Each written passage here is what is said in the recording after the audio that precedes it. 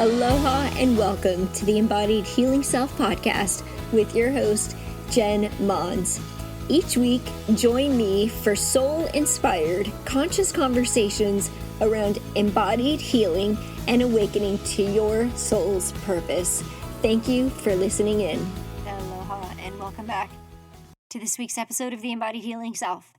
So this week's episode was inspired by my conversation from my guest last week, Charles. If you didn't check out the episode, we talked about energetic sovereignty. And while we were recording, he said the words wearing the badge of empathy. And I thought that is a great name for a podcast episode. It is such an important topic. I'm going to record on that. So that is what we're diving into this week, is understanding empathy and the shadows of being an empath.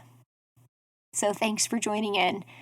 Oftentimes I find that the women that come to me are in some place of an awakening to a greater purpose. So together we are diving into their intuitive gifts, their spiritual gifts and talents, which are become clear after we do the deep transformational inner shadow work and core wound work around the masculine and the feminine and the basic 5 to 6 core limiting beliefs that you may remember in a few episodes back that I recorded on. When we do the inner work, when we eat healthier, when we move well, when we are open to living consciously, we might begin to notice, as we become more vulnerable and more open to doing our own inner work and more aware, just a more consciously aware human on the planet, sometimes we begin to notice that we feel more sensitive. Oftentimes it is a remembering of how we felt as a child. When we're born into this world, so open, so trusting, if you've ever noticed, if you have young children of your own, you may notice how in tune they are. And if you listen really well, you might even notice the things that they say, and it might really just totally blow your mind. Oftentimes, most parents, sadly, are missing all of these curious insights because we find ourselves too busy and distracted with what's happening in the world, or we keep ourselves busy and distracted because of our own need to feel important and to validate our worth through our busyness and our job and all the things that we're missing on what truly matters. And oftentimes our children are our greatest teachers. It was just a guest on the podcast, the Intuitive Mothering podcast, where we talk about that. We talk about noticing the gifts, the intuitive gifts that we have as parents, and that how sometimes that is reignited through becoming a parent and witnessing it in our children. Either way, whether you're revisiting, reopening, or curious about your own intuitive development, if you're in a place of growing spiritually, personally, a lot of people associate intuition with spirituality, which it's not. There is a science behind intuition as well. However, energetically, when we are willing to do the inner work, release the wounds of the sacral chakra, we do become more in tune with our own intuition. And as we do this, we start to notice, or we hear the words that we might be empathic. And I want to talk a little bit about the shadow of empathy and what my own experience was, and invite you to just notice if these things happen for you. Because sometimes we can wear the badge or the honor of being an empath and taking on other people's pain and their energy to heal them or to fix them, when in reality, especially if we're a healer, a coach, a sibling, we could be the older sister, we could be the mother. What we're really doing is allowing our ego to lead us into thinking that we're helping the other person when the other person is meant to have their own experience anyway. And what we're really doing is disempowering them and not allowing them to have their own experience. So I want to invite you just to sit with that for a moment, because that can be really hard to hear at first. It can be really hard to sit with the idea that I'm so sensitive and I'm an empath and I'm a healer and a coach, and then to sit with the idea that your ego might be tied up in that. Because there is this awareness when we step into the role of becoming a coach or a healer or a parent or that friend that everybody leans on, or again, if you're the older sibling in a relationship, that we were only trying to help and it came from a good place. Our heart was really open. Our intentions were really good, but energetically, maybe we were overstepping a boundary, because being an empath is not having extremely healthy boundaries. That's what it is. It's taking on another person's energy when we can be a lot more productive and healthy and balanced if we can have compassion for somebody else's experience without having to be in it with them. And I learned this the hard way. I learned this, and I share this with you. I learned this a couple of years ago. It was in 2018 when I was in some really deep spiritual growth and mentorship through an organization called CORE. I've shared it with you guys before. I've recorded with the founder, Britta Etsky. You can check out our episode on that. And as soon as I was given permission to really dive deep into my core wounds, which I thought I had already done, I had no idea the depth. I just sort of wore that badge of being such a productive and kind of fierce feminine leader and thought I had done all my own work. But when I was really given permission to dive deep into my own core wounds of unworthiness and the unworthiness that led me down the path of becoming an overachiever and perfectionist and really accomplishing great things and being an extraordinary person with amazing experiences. I know some of you can relate with this. Many of you are my clients. But really allowing yourself to live life to what you think is the fullest, right? Like there's a shadow in that. And that was mine.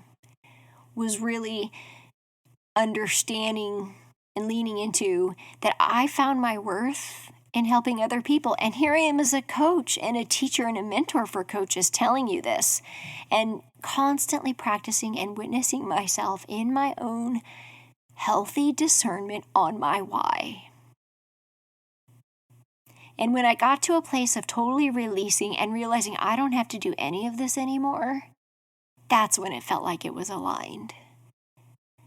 So if you're in the world of healing or coaching or parenting, which many of us are in some way, or a teacher, it's just really important to stay in alignment with what your personal why is. Because if it's about helping other people, then what is that about? Does it make you feel important when you help other people? So here's what I learned about myself. And this feels vulnerable to share because I'm still coaching and I'm still witnessing and practicing. The difference is I'm no longer attached to the experience, the label, the outcome of others or myself. And that provides freedom and space for creator consciousness, for wisdom, for change, for growth and expansion, for prosperity, because there's no limiting goal, there's no limiting result that I have to get to. There's no, I get this and this says this about me. That doesn't exist anymore. It's just every day, it is a clean canvas, ready to paint and welcome something new. Now, I have the strategies, the structure. I have a team of 4 that support me at the Embodied Soul Coaching Academy. And I have my clients and I have my group coaching program. So the structure is there, but the difference is energetically, I'm just the space holder, the creator. And that's what we all are. Wherever you are, if you're an executive at work, if you're a parent, if you're a friend, whatever our co-creation is about just being the experience. It's not about changing it or being attached to it. It's just about being in it. So 2 things I learned about myself when I started to open up to, I know I've shared on the podcast, I've talked a lot about when I did the Soul Retrieval podcast, actually, I talked about how when my intuitive gifts began to open up even deeper a second time was when I was in Virginia at the Land of Celebration doing some really deep transformational work, and I had the opportunity to dive into my ego of my fear around death. And many of you know I had a near-death experience when my daughter was born. So there was this real strong ego pattern of, if I surrender, I die. If I surrender, I die. But the truth is, I never fully did surrender because I'm still here. So it's like, well, okay, well, part of that is true. And when I gave myself permission to do this, and when we fully give ourselves permission to surrender, to do things energetically, totally amazing, miraculous things happen. I witness it time and time and time and time and time again. Because I'm in the business of this. I'm in the service of this. I work with women. When they say yes to them, whatever it is that they want, and I mean energetically say yes, like full surrender and trust, when they put their full surrender and trust into the experience, all of a sudden, change happens quickly, like within 2 weeks. Relationships are changing. Getting pregnant, like career change in out with the old toxic relationship, in with the new soulmate relationship. And it's only because they've said yes. Energetically, when you say yes, it's like God, source, energy is like, okay, here you go. Here's what you asked for. So I did this. I surrendered. I said yes. I think it took about 8 seconds for me to go offline, out of my body, into my higher self, and completely revisit my near-death experience from a place of higher self, but physically feeling all of the pain again. I had liver failure, frozen shoulder, was vomiting, like the whole thing. I was pretty out of body and in very good hands, and it was a very safe place. I really trusted my beautiful mentors, and I thank them for holding that space for me to have this experience. But after some point in time going through the experience, it came a point in time where, like, I felt like everything was in slow motion again, and I was like, what's happening? And I just remember having that moment of just being willing to let go again, and it's like the clarity just opened up again. Like I could just see beyond where I was standing physically in that moment. And it's almost like I was frozen in time, and I was witnessing my whole life like in 2 seconds. And then I realized that willingness, that trust also opened up my empathy. So empathy for me is experienced clear sentiently in my body. And I discovered 2 things about myself. As soon as that happened, my empathy really opened up, because then I was in a space of trust, which is the invitation to then create healthy boundaries. But in order to create healthy boundaries, you have to understand why. Why am I subconsciously being drawn to be an empath? Well, we're all naturally empathic if we're open and vulnerable and in trust. If we're high vibing beings, we have really high frequencies, we're going to be attractive to other energies. And I discovered 2 things about myself. And the reason I discovered this is because, well, the craziest thing happened, but I was experiencing extreme pain in my gallbladder. I could have sworn I had gallstones. And I go to the emergency room, which if you know me, if you've listened to me, like, I don't go to the hospital very often. Like, it's just, I'm practice holistically.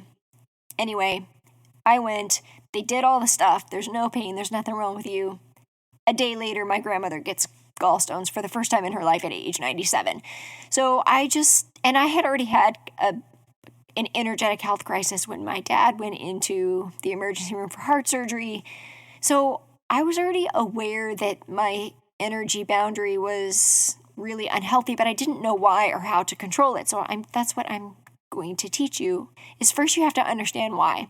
And the 2 things came up. 1, Enneagram 7 or possibly 4 here, life enthusiasts, individualists, so like to go deep. So those are the 2 things that came up. 1 is that it's easier to be in somebody else's pain than my own. The moment I was willing to go back into my deepest pain and fear of dying again, which was actually deeper than that, was about rejecting life, okay? That's the deeper thing about dying, was actually the choice to reject life. That's actually the deeper wound. When I was willing to go back to that again and fully surrender to it, like, I realized it was easier to be in somebody else's pain than my own. I wasn't willing to be in my own pain until I was. And then I realized the influence that I had over the energy I was taking on. The second one relates to the Enneagram 4, relates to the healer, relates to, just any of you who relate to wanting to live life to the fullest. As I started to notice my clairvoyance, my clairaudience, clairsentience, claircognizance, all of that coming back online, I really wanted to have this experience that I was giving with my clients. Like I could really hold the space and see and hear and sense everything and help them. And I really wanted that for myself. And I had a couple of intuitive healers in my life, but I really wanted to just be fully seen and experienced the way that I was fully seeing and experience others. So the way to do that was through empathy, but this was subconscious. This was a subconscious need to be seen or heard. So my question to you is this: if you're struggling with empathy, if you're wearing the badge of empathy, first of all, ask yourself why. What is the need within you that needs to be filled to wear that badge of empathy? What does it say about you? What does it say about you if you're willing to help others? Is it fixer energy? Do you believe that you're helping them? What does it say about you if you do? What does it say about you if you don't? Number 2, do you feel like you are seen and heard? Do you feel like people get you? If you don't, subconsciously, you might be willing to see or hear other people invasively, not knowing it, because of your deep desire to be seen or heard for who you are. So then subconsciously, we start picking up on things with other people. Subconsciously, we start creating this co-creation, this relationship where we see and hear more than we want to about other people. I can remember being like on the subway in an airport and just like really having like all of these things come through and just being like, yeah, I don't really want to see and hear all this that I'm receiving right now, because when it first happened, I didn't have the maturity to work with this. I didn't understand what was happening. And this is really important because as we evolve and we agree to work with our own intuition and our intuitive development, we want to be aware of why this is happening, and then we're working with that energy. We get to choose how we experience it. So those were the 2 things. 1, it was easier to be in somebody else's pain than my own. It's easier to get distracted and fix everybody else, but not myself, because that's easier. 2 was I really want to be seen and heard, and nobody sees, hears me, gets me, supports me. So now I just know what everybody else needs because nobody knows what I need. And this is where it comes into the idea that we give others what we actually really want. So subconsciously, we're seeing others deeply, empathically, hearing, feeling, experiencing, because that's actually what we want. We have the need to be seen, heard, felt, understood, recognized, part of the tribe, right? So wounds of abandonment and rejection can come up around that. So those are the 2. I'd love to hear what resonates for you. And the other part to that is when we get into intuitive development, which is one of the things that we teach in Embodied Soul Coaching Academy, we're teaching body wisdom, we're learning somatic practices, we're doing intuitive development. What you will discover is that at first when it comes online, as you do the healing work, your sacral chakra opens up. You're in the divine flow of healing the feminine. Most intuitive messages coming through the sacral chakra. The sacral chakra is the portal between 3D and 5D, this experience, and the soul. That's where a body comes in to this earth. For women is our sacral chakra. It's the chakra of creativity. It's the womb. And by the way, men have this too. But what we can learn is as our intuition starts to come online, and intuition, by the way, is really the new mindfulness. I mean, you're going to start hearing more about it because people are going to start realizing that that's actually where the truth is. I mean, already you've got corporate America tapping into using intuition for innovation. You've got the science practices and methods behind intuition through the Heart Math Institute. As part of our coaching certification program, even the ICF recognizes that intuition plays a big role in coaching. And as we do this, a lot of times what happens, it happens different for everybody. Some people become very clairvoyant quickly right away, or maybe they didn't realize it. But for most of us, it starts through empathy. And what we can do is when we start to witness the experience, kind of dipping the toe in with a little compassion and just seeing what it is, we can transmute that energy up from the sacral chakra up to the third eye, and it transmutes into clairvoyance and imagery, which is pretty cool. You just have to learn how to do it. And it comes, again, from doing the inner work and healing the wounds around the sacral chakra that weren't met, because the sacral chakra is also about receiving and healing. So there's really a lot happening there, which is why it helps to have somebody to show you, to teach you, so that you can be super effective in using your intuition to become an intuitive coach, to be a healer, to be a conscious parent, to be a conscious partner in a marriage, relationship, or friendship. When you clear out your own junk and then the energy becomes super clear, then you understand how to work with the energy that is coming in as it's received as intuitive messages. And you learn the healthy discernment on what to share, what not to share, what's yours, what's not yours. Because when it comes to receiving intuitive messages, if you haven't done your own work, then your own wounding is going to come through in your messaging, and you don't want that. So it's super important to do your own work and excavate all of that comes up, which is a practice over and over and over again.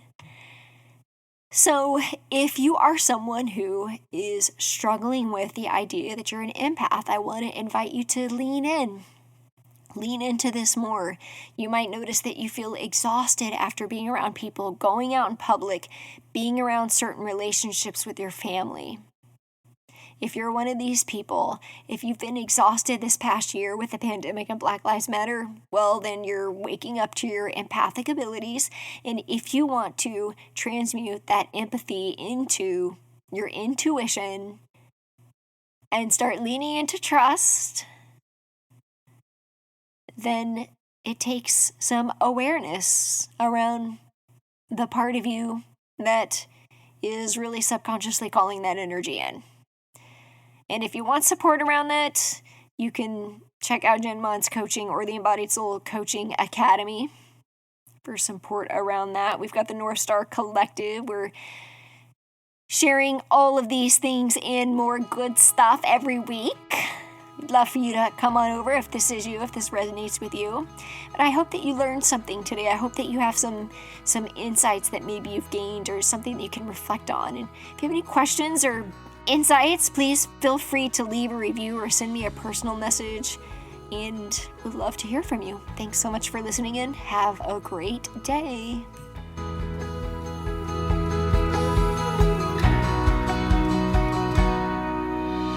Hello, friends, and thank you so much for joining me today and being a part of this community. I know there are many other podcasts that you could be tuning into, and I am deeply honored that you chose to listen in and be present with me today. I love and cherish and appreciate you, and I want to invite you to join our tribe and Facebook group under jenmons.com/connect. I would also love to gift you your guide to discovering and overcoming the self-limiting beliefs standing in the way of you living in optimal health, more energy, fulfillment, and self-confidence to create an embodied, healthy, whole you. You can find this at jenmons.com/tribe. I also have one small request to help spread the love. In order for this podcast to show up in the feed of social media platforms of other like-minded people, we need reviews. So please head on over to jenmons.com/podcast to leave a review. You will also find other inspiring episodes on that page.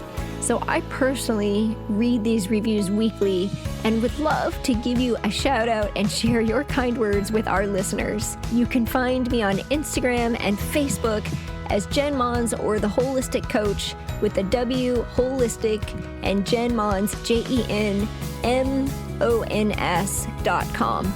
Thank you so much and have an amazing day. Aloha.